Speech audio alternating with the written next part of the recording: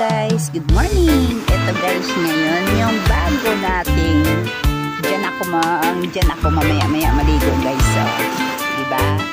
So magandang umaga, magandang tanghali, good evening, good afternoon, good morning sa lahat. To all my friends and followers, come and joining here, you know guys. So come and joining, okay?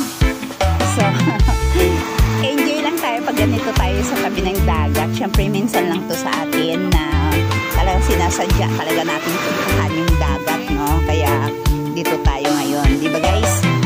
So maganda siya guys, no? See? Ikot muna tayo. Di ba? Okay? Oh, ganda siya guys, no? Sana lang ang buhay natin ganito rin bigla, talagang as